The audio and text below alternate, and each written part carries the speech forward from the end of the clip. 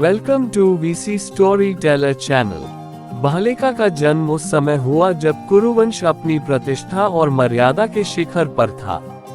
अगर ये चैनल आपको अच्छा लगे तो प्लीज लाइक और सब्सक्राइब करें। वे महान राजा प्रतीप के ज्येष्ठ पुत्र थे। उनके जन्म के साथ ही हस्तिनापुर के राजमहल में उत्सव का वातावरण छा गया था। आचार्यों और ब्राह्मणों ने उनके उज्जवल भविष्य की भविष्यवाणी की थी।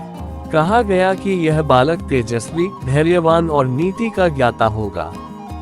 बचपन से ही उनके स्वभाव में गंभीरता और संतुलन दिखाई देता था, मानो वे जन्म से ही राजधर्म को समझते हों।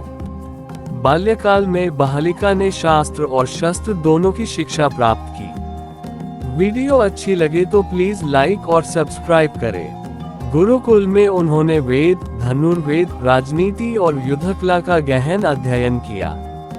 वे अत्यंत विनम्र और अनुशासित थे। अपने छोटे भाइयों के प्रति उनके मन में स्नेह और संरक्षण की भावना थी। विशेष रूप से वे अपने भाई शांतनु से अत्यधिक प्रेम करते थे। एक ज्येष्ठ पुत्र होने के नाते उन्हें ये भलीभांति ज्ञात था कि राज्य और कुल की मर्यादा को बनाए रखना उनका प्रथम कर्तव्य है। राजा प्रतीप अपने ज्येष्ठ पुत्र की योग्यता से अत्यंत प्रसन्न रहते थे। वे अक्सर दरबार में बालिका को अपने पास बैठाकर राज्य संचालन की बारीकियां समझाते। मंत्रिपरिषद की चर्चाओं में भी उन्हें सम्मिलित किया जाता ताकि वे शासन की जटिलताओं को समझ सकें। बालिका का मन केवल सत्ता में नहीं बल्कि न्याय और धर्म में अधिक रमता था। वे प्रजा की समस्याओं को सुनने में विशेष रुचि लेते थे और समाधान ढूंढने में तत्पर रहते थे। समय बीतने के साथ उनकी ख्याति एक योग्य उत्तराधिकारी के रूप में फैलने लगी। किंतु नियति ने उनके जीवन के लिए एक अलग मार्ग चुना था। कुरुवंश की परंपराओं और राजनीतिक परिस्थितियों के कारण बालिका को हस्तिनापुर का सिंहासन नहीं मिला। इसके स्थान पर उन्होंने बाहलिक देश का शासन संभाला।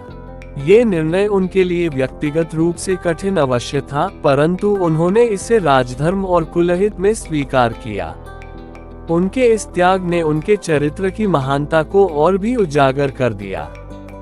बालिका के जीवन की यह प्रारंभिक अवस्था केवल एक राजकुमार की कहानी नहीं थी, बल्कि त्याग, कर्तव्य और मर्यादा की नींव थी।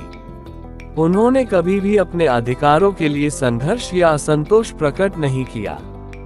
उनके मन में न तो ईर्ष्या थी और न ही महत्वाकांक्षा का अंधकार। वे मानते थे कि एक सच्चा क्षत्रिय वही है जो अपने कुल और राज्य के लिए स्वयं को समर्पित कर दे। वीडियो अच्छी लगे तो प्लीज लाइक और कमेंट करें। उनके जन्म से लेकर युवावस्था तक का जीवन ये सिद्ध करता है कि वे केवल रक्त से ही नहीं बल्कि गुणों से भी महान थे।